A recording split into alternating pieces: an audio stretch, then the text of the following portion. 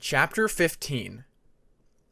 Despite everything that had happened, Peacemaker felt that he was taking things pretty well. His mind was affected by an entity from another world. He had recurring nightmares of a dead Icewing that threatened to kill him in said nightmare. His first journey into the dream world almost went catastrophically bad. Yet, despite all of that, he had not lost his mind. He was perfectly calm, spoke to his friends like he would every day, and attended his classes as per usual. Everything was fine. Perfect. Nothing was wrong. At least, that was what he wanted to convince himself of, anyways. Deep inside, Peacemaker was not okay. He was confused. So many questions swirled in his mind like a swarm of bees. There was confidence that things would return back to normal, but he could not shake the fear that was deep inside of him. This fear was minor, but it was present like the moons that hung in the night sky. You didn't need to look at the moons to know that they were hanging in the sky. When he returned to the waking world with Tempest and Cliff, he had tried his best to keep so much bottled up inside. The growing fear of sleep, what was happening in the dream world, and the danger he posed to Cliff and Tempest. The thought of possibly hurting them again scared him to death. As Peacemaker sat in the common cave, he tried to keep his attention focused on the scroll he had been reading silently to himself. Yet, his mind would eventually wander to his first visit to the dream world. The many questions he had constantly plaguing him and wanting to surface. Throughout the day, he had wanted to ask Tempest so many questions. Yet, for some reason, whenever he wanted to ask the questions, his mind would blank and almost forget the questions. Instead, Cliff would ask questions, and Tempest would answer them. Meanwhile, Peacemaker would remain silent. In order to keep the frustration that he felt suppressed, he instead kept his attention on the scrolls he read, trying to take solace in the fictional adventures of the Blizzardwings. For the most part, it had worked. Until Tempest and Ermine stepped into the cave. "Now I'm wondering if you're getting enough sleep," Ermine muttered as she stepped into the common cave first, with Tempest following close behind with a bag of books and scrolls. "I can assure you, Ermine, I am," Tempest muttered. Sparing a glance at the ceiling, Peacemaker noticed that, contrary to how she had appeared the day before, Tempest's eyes were back to their regular shade of aqua green, rather than appearing heavy and tired. "I am assuming it's a somnus thing, then?" Ermine asked, raising a curious brow at her. "You didn't wake up like you normally do." "In a way, it is a somnus thing," Tempest explained, her attention turning back to Peacemaker, giving him a polite smile. "But I'm feeling okay." "Good. That's good," Ermine nodded. "You should tell me more about the dream world. I think you owe me that much." Hearing that the conversation was turning towards the dream world, Peacemaker's head perked up. Deep inside, he felt the urge to ask questions about the dream world. He wanted to summon the will to ask. Yet, as he tried to agree with Ermine, Peacemaker felt his mouth snap shut, almost like he could not ask the question. "I promised I'd tell you more," Tempest insisted. "Now, just isn't the right time." "And when will be a good time?" Ermine insisted, her brows furrowing. "Just ask." "But he shouldn't. It wasn't right to know." "He had a right to know." "No, he didn't." "Actually," Peacemaker managed to squeak, managing to ignore the urges that told him to keep quiet. His words caused Tempest and Ermine to look at him, both surprised that he had taken his attention from his book. Seeing their eyes giving him a surprised expression, Peacemaker managed to say more. "I am curious about it, as well." Something inside of him almost made him take back what he had said, but he resisted. He stood by what he'd said, and he wanted to know more. While Tempest blinked at him, Surprised that he spoke up, she eventually nodded. She most likely knew that, while they had traveled to the dream world, he still did not know much about it. He hoped she could answer the questions without having to tell Ermine that they had traveled to it. Not wanting to drag others into this, as, according to Tempest, the more individuals she took with her into the dream world, the greater risk everyone would get lost, and the sooner they needed to return to the real world. "Very well," Tempest muttered, approaching the center of the common cave. "Since you've been most affected by the dream world, Peacemaker, what is it you are curious about?" Surprisingly, Peacemaker did not feel the sensation that his mind wanted to tear him apart for inquiring about the dream world. He felt at ease now.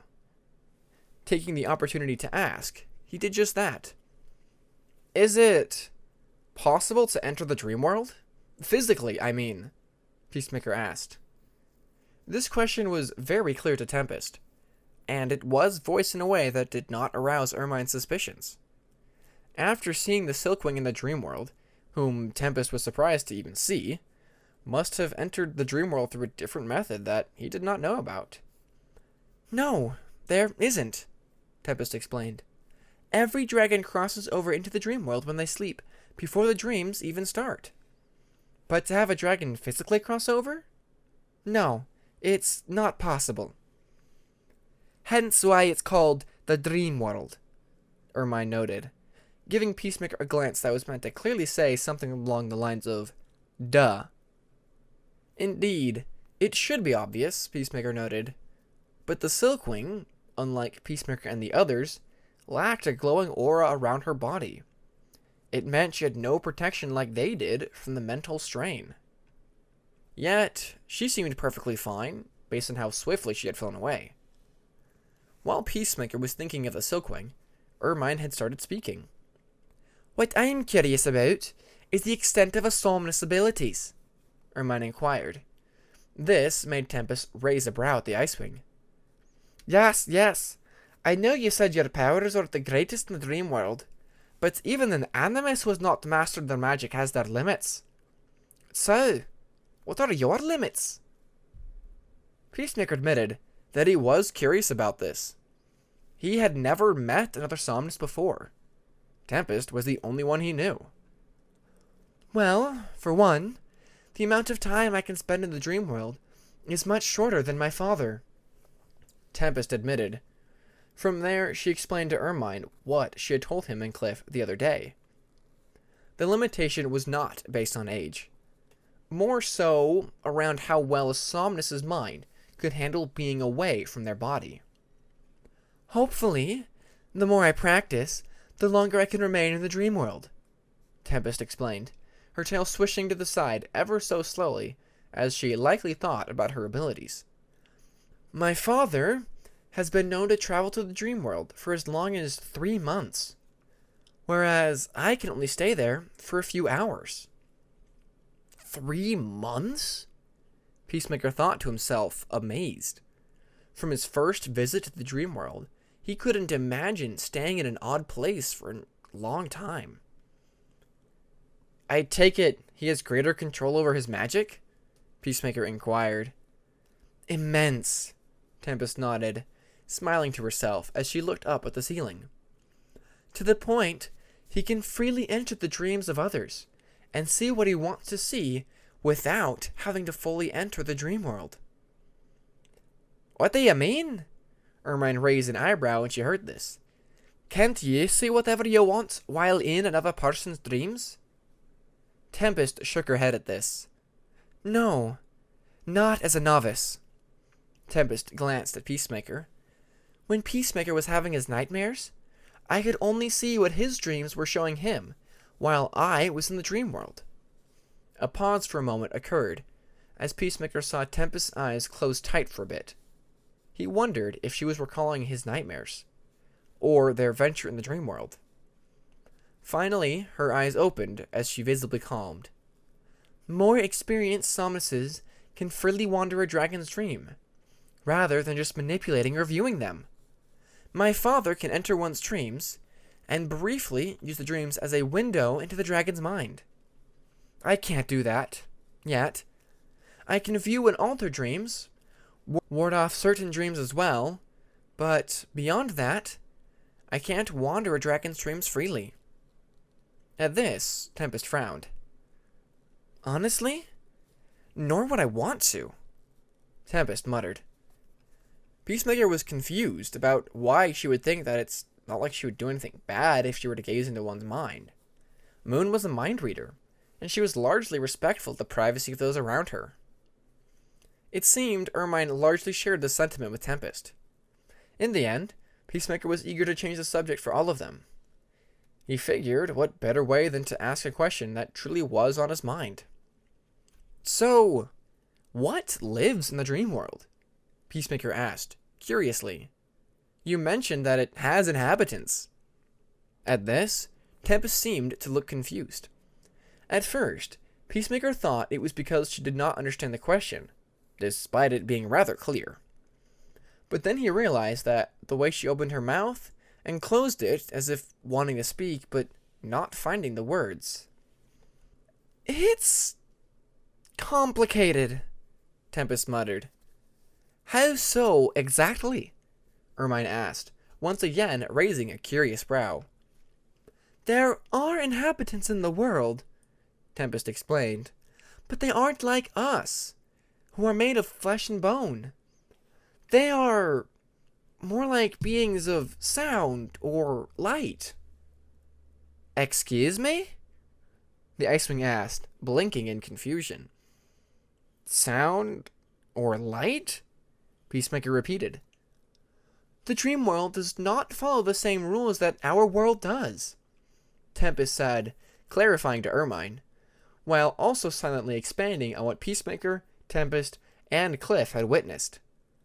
The same applies to those native inhabitants of the dream world. They are made up of what my father calls resonance. When you're in the dream world, the beings normally can't be seen, but they can be heard. I'm assuming that based on the sound, it will determine the personality of these inhabitants? Ermine asked. Correct, Tempest nodded. Once these beings have touched the mind of those visiting the dream world, they then use some form of light to create an appearance. Or shadows.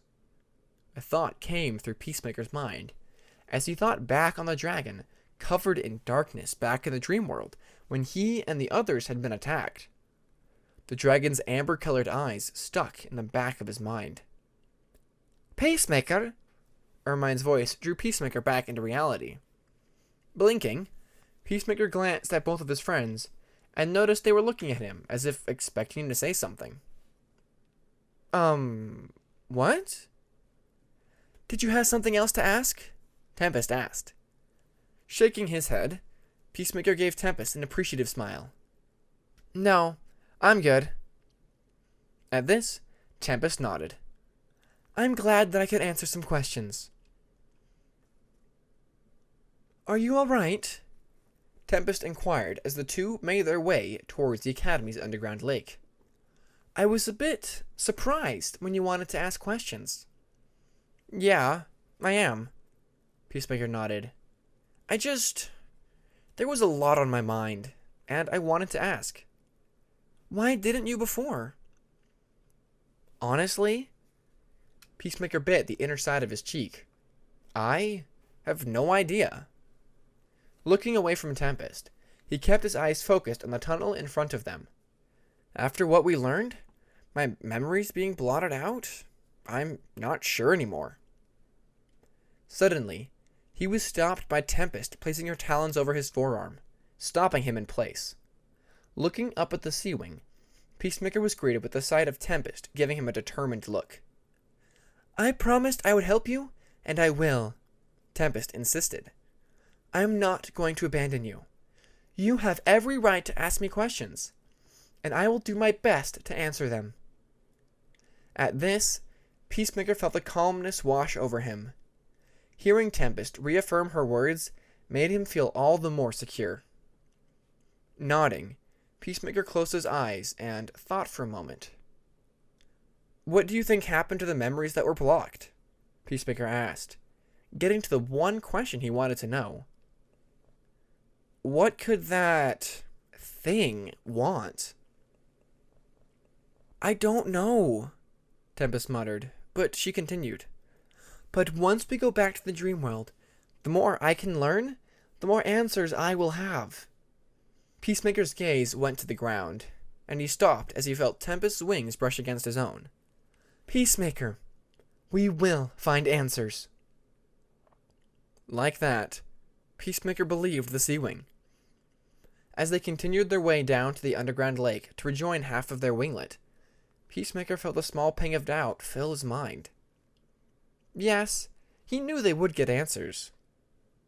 But, if he were honest, would he like the truth?